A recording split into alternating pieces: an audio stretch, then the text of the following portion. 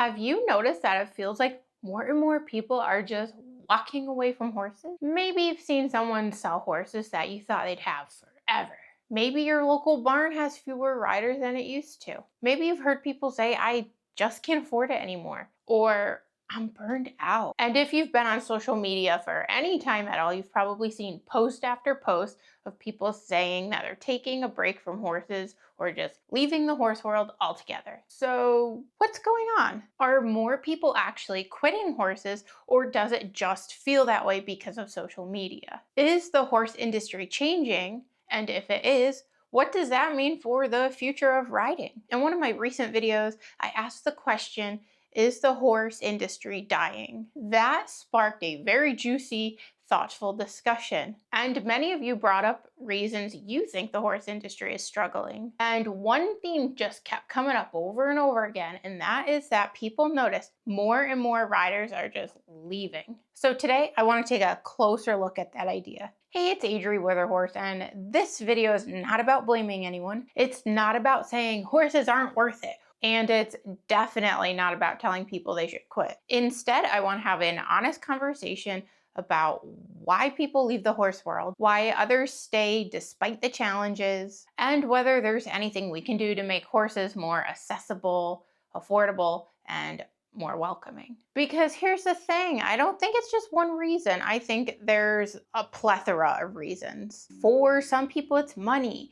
For others, it's a lack of time. Some leave because of injuries, and others leave because of toxic environments at barns. And some people, it's not nefarious at all. They've just grown in a different direction. But for many people, it's a combination of factors. But regardless of reason, I think it's worth asking the important question. If more people are stepping away from the horse communities and away from horse sports, what does that mean for the future of the horse community and the future of horse riding? Throughout this video, I'm gonna explore several possible reasons. You might agree with some of them, you might disagree, that's totally fine. Everybody's entitled to their own opinion. After all, my goal is not to tell you what to think, but to just start a conversation. So if you've ever considered leaving horses, you've left and come back, or you've actively left it behind, I'd love to hear your perspective in the comments below. Because the more viewpoints we listen to and hear about, the better we understand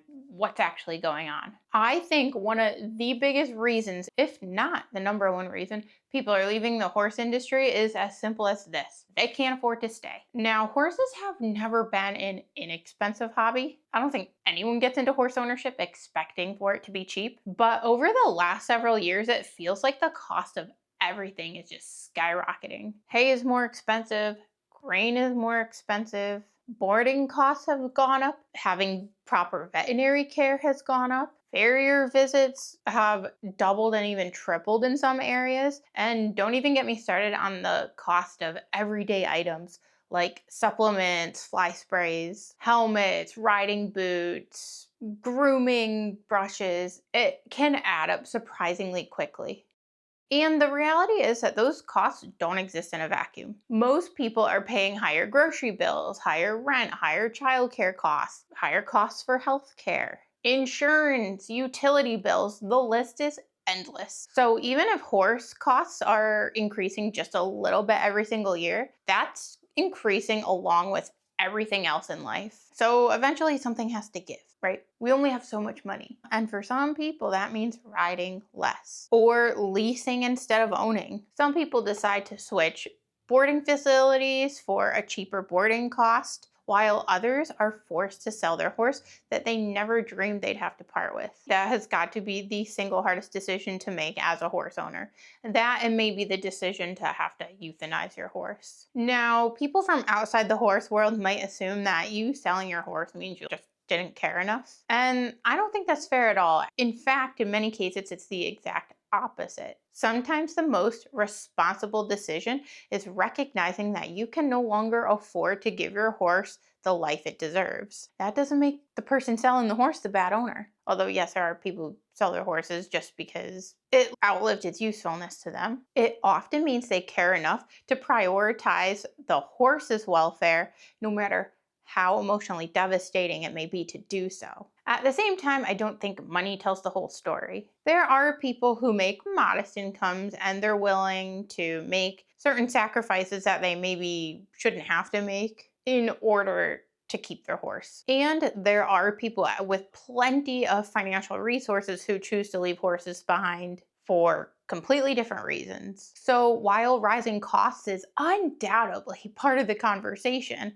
if not the leader of the conversation, it's not the only explanation. And that brings me to what I believe is another major factor driving people away from horses, and that is the people themselves. Because let's face it, it's not usually horses that drive people away from the horse world, it's the people. Horses are amazing animals that are very therapeutic to be around, very consoling and comforting. So, unless you have a horse phobia or you've had a traumatic event or you've recently had to euthanize your heart horse, often people leave because of the environment surrounding horses. So, if you've been around horse people for any length of time, you've probably noticed there seems to be two different kinds of people in the horse world: people who are very generous with their knowledge, supportive, encouraging, always willing to lend a hand. And then there's the other kind, the kind who gossip, constantly judge, gatekeep,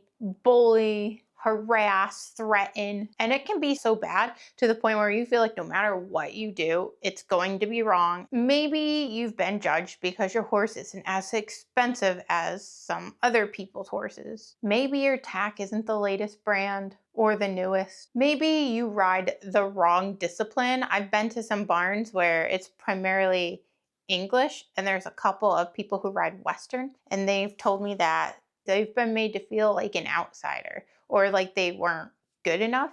And I imagine this probably works both ways. If you're at a predominantly Western facility and you're an English rider, you're like the outlier. And let's face it, many adults, yes, adults, are seemingly afraid of things that are different. If you're not exactly like them, you're not predictable. They have to use their brain. I think a lot of times people hate and shun things that are different than them or people that are different from them because it's like challenging their worldview or challenging their perspective. Like, well, why are you different? It doesn't make sense. It's making my head hurt.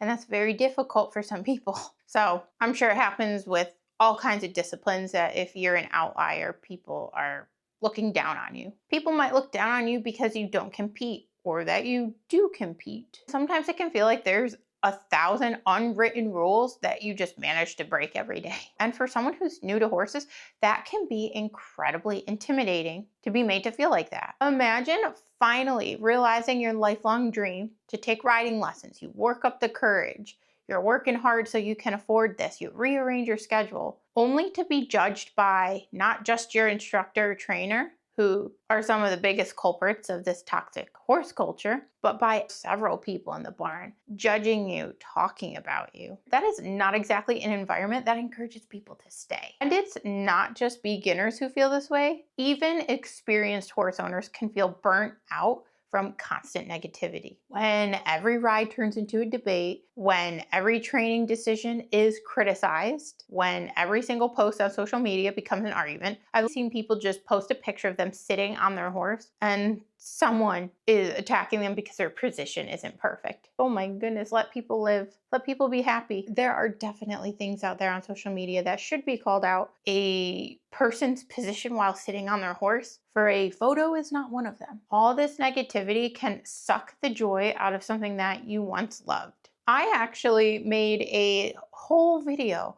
on what I call toxic barn culture because I think this issue is much bigger than people realize. So if you want to check that out, I'll put a card up above. So the sad part is a lot of us got into the horse world because we love horses and we leave the horse world and it's usually not because of the horse. After all, your horse doesn't care what brand saddle you have or how many ribbons you've won. They don't care about how many followers you have online. They care that you show up, treat them well, and build a relationship with them. And somewhere along the way, I think there's a corner of people who have just lost sight of that. I think. Now, I do want to be careful and not paint the entire equine industry with a single brush. There are amazing barns, incredible trainers, friends for life, incredibly supportive riding communities. I know they're out there. I've seen people go out of their way to help catch a loose horse, lend tack to a rider in need, help someone who's clearly struggling to handle their horse, or cheer someone who finally accomplished a goal they had set for themselves. Moments like that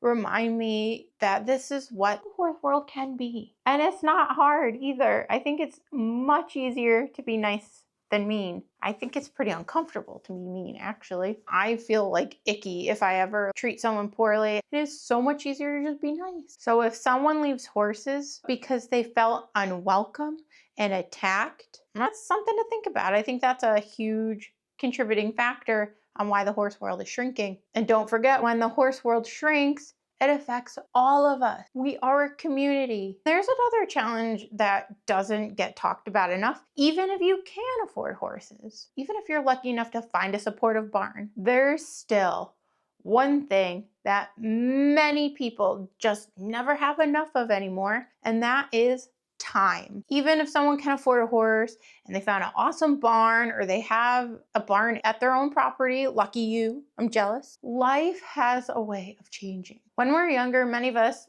dreamt about spending basically all your free time around horses. And for some people, that dream becomes a reality. But for others, life just keeps adding responsibility after responsibility, a full-time job, going back to college, a spouse or partner, having kids, aging parents, health issues, factors that if I sat there and really tried to think, I couldn't think of them all because there's so many. Simply just trying to keep up as an adult can be overwhelming. And suddenly finding 2 to 3 hours every day to go to the barn doesn't feel nearly as easy as it once did. And horses are not like other hobbies where you can set them aside for 6 months and then just pick it back up when it's convenient for you. No, horses still need daily care. They still need to be exercised. They need veterinary care. They need to be seen by a farrier regularly. They need love and attention and mental stimulation. And yes, that is part of what makes horse ownership so rewarding, but it's also what makes it such a commitment and really a huge time suck. A lot of people underestimate how much time horses require. And I'm not saying it's because people are lazy or anything like that, but life is simply unpredictable. We don't have any idea what's going to happen. You could become disabled overnight, unemployed. There's so many things in life that impacts how much time you have with your horse, like working late. Sometimes your child may have a school event. Sometimes you're exhausted after a long week at work and you're just too exhausted to ride, or you have to play catch up at your own home and you don't have time to get to the barn. And then there's something that many horse owners experience but almost never talk about, and that is guilt. You feel guilty if you didn't ride long enough, especially if others around you are riding longer. You feel guilty if your horse has had too many days where they're in a pasture, or if someone's progressing faster than you. You feel guilty because you feel like you're not doing enough. A lot of people who own horses are very self-critical and perfectionist. And a lot of us set boundaries that are not realistic. But like in our heads, when we make the boundary, we're like, yeah, I can do that. I'm just gonna grind and push and hustle, I'll get it done. And when you don't meet those high expectations, you're racked with guilt. The reality is most people are doing the best they can with the time that they have. I've heard so many people over the years talk about boarders who don't make it out to the barn as often as they think they should, meanwhile having no idea what's going on in the person's life. I think it's very important to understand that owning a horse is not going to look the same for everyone. Some people ride 6 days a week. Good on you. If your horse can handle it and enjoys it, that's awesome. Some people only ride once a week. Some people are focused on competition. Some people are just like trail riding. None of those things automatically make someone a better or worse horse owner. Success in the horse world is not measured by riding hours or ribbons. That can be part of the reward system, of course. Sometimes success can be something as simple as continually showing up even when life gets busy. And you're like, you know what? I didn't think I was going to make it to the barn at all this week, but I showed up one day. You know what? I would pat yourself on the back for that. I think that's great. There's definitely days where I feel like the last thing I could possibly do is go to the barn, but I know I have to exercise my horse. Or if I don't go today, I know I won't have time tomorrow because I've got meetings or whatever. And you push yourself to do it. I feel like that's success. Just the fact that you showed up for your horse when it wasn't easy for you to do so. And I'm almost always glad that I did. And I feel recharged and my horse seems happier because horses give you like a dopamine hit. Just the smell of the barn and horses floods my system with dopamine. And I just immediately go back to childhood when I started riding horses and the joy I would get. So even when I don't feel like it some days, if I make time and I sacrifice something else like reading, or maybe I'll skip my evening walk to go ride my horse, I'm like, man, I made a good decision going to see my horse. I think success can be as simple as that. For some people, after months or even years of really struggling and grinding and trying to make horses work, they make the difficult decision to step away from horses because they're burnt out and they didn't have enough time. So that's a big reason people are leaving. You know, if the cost of everything goes up, some people have to work an extra job just to make ends meet. And working that extra job takes away from time that you would have spent with your horse. But I think there's another reason people have started to question their place in the horse world. Over the past few years, this conversation has gotten louder and louder. It's the growing debate about whether riding horses is ethical to begin with. That's a conversation I don't remember anybody really having when I first started riding horses. Even when I had my first pony ride as a tiny little kid, I don't remember people really discussing it that much. So, is riding horses ethical? It's a good question. Social media has made it easier to share videos of excellent horsemanship, top tier training, but it's also made it abundantly clear how rampant poor horsemanship is and even horse abuse in virtually every part of the world. You can bet that wherever there's horses and people, there exists the potential for abuse. When a video of a horse being treated badly makes the rounds on the internet, it spreads incredibly fast. So many people see these videos online and they just assume that that's what the horse industry is. Like we're just a bunch of barbarians whipping our horses and kicking them with spurs. The truth is, horse welfare is not a simple black and white issue. There are people who genuinely dedicate their lives to giving their horse the best possible care. There are trainers who emphasize patience, good timing, and clear communication. And there are no shortage of owners spending countless hours doing their own research, learning about nutrition, equine behavior, soundness, and enrichment because they want the very best for their horse. But sadly, it's also very true that abuse, neglect, and terrible training methods exist and are pretty prevalent in the horse world. Now, ignoring those problems doesn't help horses at all. Acknowledging them and working to eradicate the abuse of horses is part of being a responsible horse community. I think there's a very important distinction to make between criticizing harmful practices and criticizing the owner. You can criticize something someone's doing without criticizing the person doing those practices, which I know there's plenty of people out there who have ill intent, they don't care about the horse, and they're treating the horse poorly. I'm not talking about that situation right now. I'm talking about people who are just kind of like doing what they've been taught to do or doing what they've seen normalized in the horse world, and they don't even realize that it's negatively affecting their horse. Now, most riders I know deeply care about their horse. They worry if they're lame, they celebrate their progress. People who love their horses really love their horses. They spend money on their horse and will go without sometimes so that their horse is comfortable and taken care of. I know so many people who have health insurance for their horse, but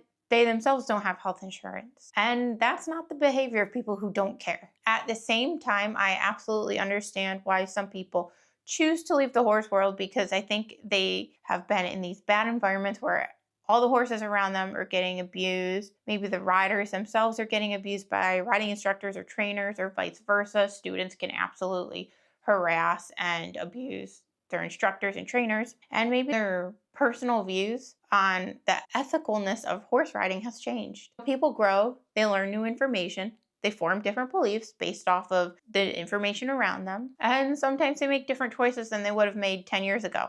Who among us can say we're the same person we were 10 years ago? I like to think we all grow and change and progress, try to be a better human. Whether someone decides to continue riding or decides it no longer aligns with their values, I think that is also a contributing factor on why the horse community is shrinking. And I think seeing all the abuse online makes people want to have nothing to do with the industry to begin with. And I know there are people out there who think riding horses is abusive, even if the horse has proper care. They're not neglected medically, physically, they're mentally stimulated, they seem to be a happy horse, and they believe that riding itself is bad. Now, full disclosure, I believe abusive riding is abusive. I don't think horse riding in and of itself is abusive. But I actually don't fight people who think riding horses is unethical. I think anybody who cares about horses, I'm on your side. And I'm very appreciative that there's people out there who care about horses, because honestly, not enough people do. Even within the horse community, the amount of poor treatment to horses is insane. I don't think I can go a full week at a barn and not see some sort of abuse to the horse. And it's so common and widespread. It's a little wonder that people who have just been immersed in this for so long just have to shut off, take a step back and be like, I don't think this is right. So that's a theory as to why I think horse people are leaving. And when it comes to riding horses and whether it's good or bad, I don't think it's important that we all come to the same conclusion, because we're never gonna, let's face it. But I do think you can benefit from listening to somebody else. In fact, I think asking difficult questions and hearing other people's perspective can make horse owners better caretakers. We're living in a world where we understand how important it is to have a saddle that properly fits your horse, or how to recognize if your horse is in pain. Those are positive developments. And I don't think there's anything wrong with a little healthy self-reflection. And I think it just makes the horse world a stronger community. There is one thing that has amplified every single one of these conversations, whether it's the cost, toxic barn culture, or horse welfare, and that is social media. Whether we like it or not, social media has completely changed how we experience horses. Just 20 years ago, people primarily learned about horses through riding instructors, boarding facilities, horse rescues, books, magazines, people around you. But today, everybody's got a smartphone, and there's hundreds of opinions on every topic imaginable. Opinions about training, feeding, equipment, competitions, horse care. The list is endless. The more you look, the more there is. And there are some amazing benefits there. Social media has made horse education more accessible than ever. Not even just horse education, education in general.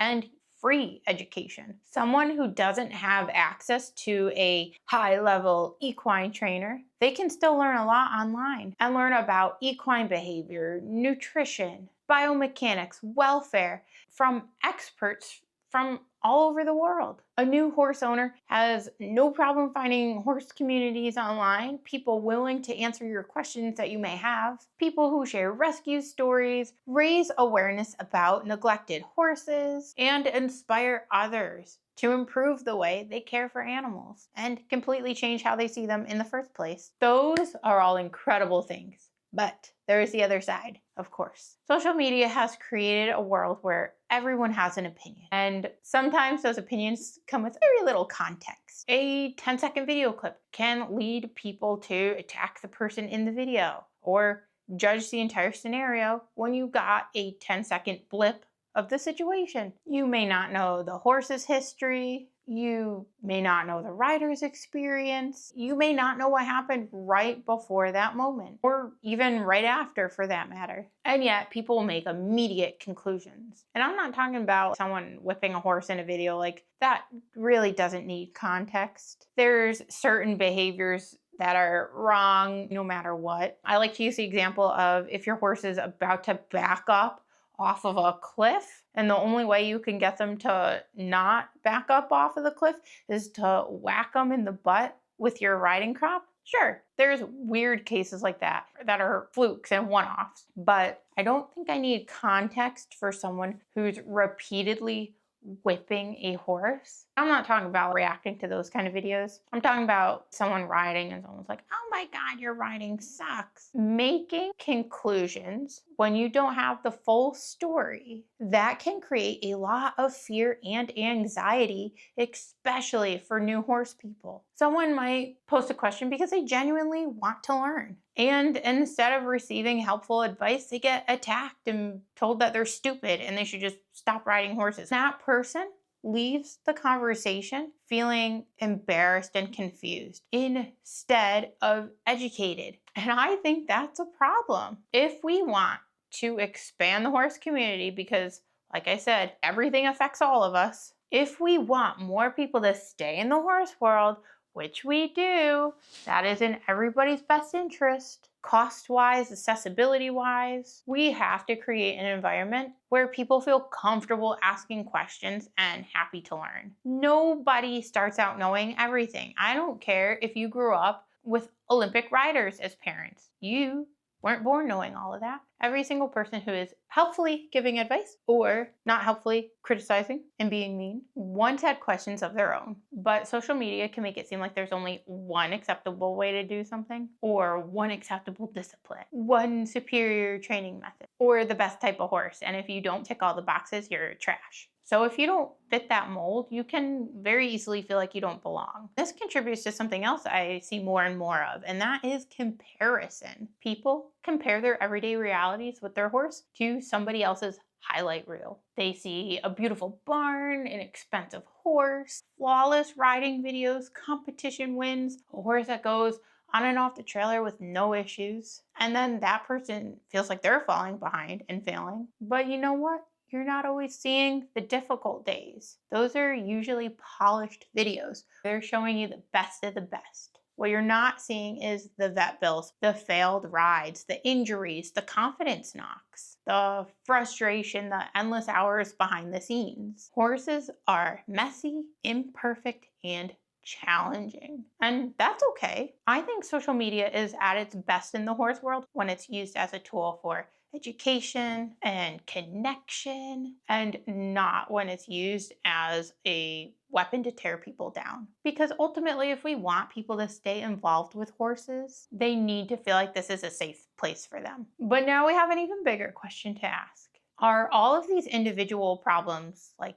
the cost, time, culture, changing opinions, actually adding up to a shrinking horse economy? Or are we simply seeing the horse world morph into something different? Are people actually leaving the horse world in large numbers? The answer, it's complicated, of course. As with everything to do with horses, I think something about horses, there's like a rule, it's not allowed to be straightforward. It has to be complicated. It has to be. One reason this topic is so difficult is because the horse world is not one single thing. It's actually made up of so many different communities. It's cool. You know, you've got competitive riders, trail riders, pleasure riders, people who don't ride at all, trainers, breeders, people who own tack shops, veterinary professionals, rescue horses, backyard horse owners. Each of those groups can experience different trends at the same time. For example, one area might see a decline in people who are interested in competing and see a rise in recreational riding. One discipline might be on its way out, while another one continues to grow. So when people say, is the horse industry dying? I think the more accurate question is, what part of the horse industry are we talking about? Because I don't think the future of the horse world is necessarily about everyone disappearing. It's more so that the horse world is evolving and changing, and we don't recognize it. We're like, what's happening? It's going away. No, it's not going away. I mean, in some aspects, yes, it is. Tack shops closing down, people having to sell their horses, that kind of thing. But it's changing as well. The way people are interacting with horses today looks different than how people interacted with horses decades ago. For example, people may choose to lease a horse rather than own a horse. People are choosing to trail ride over training to compete. Some people are more focused on groundwork and liberty rather than pursuing traditional goals. And while change can feel scary, it doesn't always mean something's dying. At the same time, I don't think we can ignore that there are definitely some challenges. The cost of owning a horse is a genuine barrier. Finding affordable boarding can be hard. Finding staff for the barn is getting more and more difficult. Some riding programs have trouble attracting and keeping riders in their program. And many horse owners are really feeling the pressure of having to balance owning horses with the rest of modern life. So then the question becomes, what can the horse industry adapt to? Because if we want horses to have a future, we have to have people who are willing to participate. That might mean more affordable options, or creating more welcoming environments for beginners. It might mean focusing less on judging people and focusing more on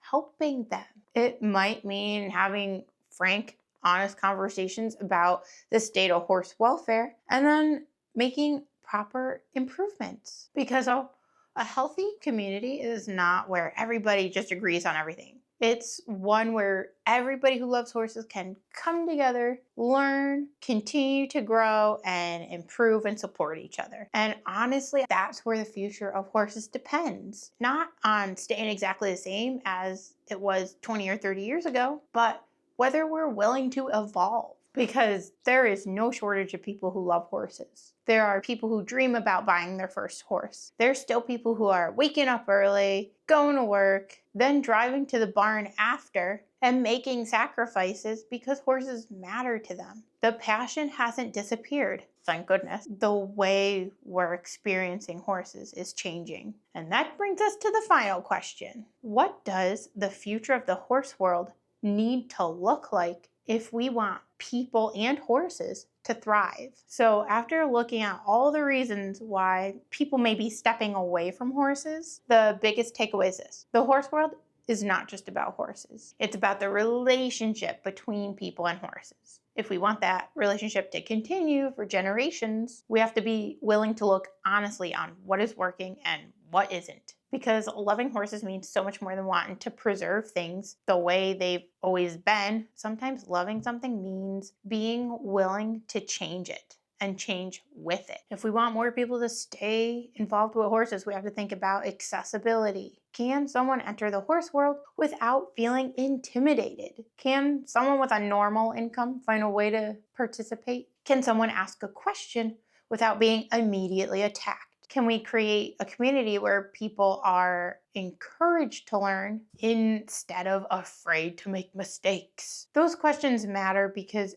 every single horse person was once an inexperienced horse person. Every skilled rider once struggled with their balance. Every knowledgeable owner once had questions. Don't be afraid to make room for the next generation of horse lovers. Hey, it's Adri with Her Horse. I'd love to hear your thoughts. Have you ever considered leaving horses? Have you ever taken a break from riding? Do you think the horse industry is really struggling or just simply changing? Let me know in the comments because this is definitely a conversation worth having. And the horse world, y'all are a smart bunch. I'm constantly learning from horse people. If you enjoyed this video, consider subscribing because here on this channel, we talk about the reality of horses, the good, the difficult, and everything in between. Thank you so much for watching. I'll see you next week for another horse video. Bye for now.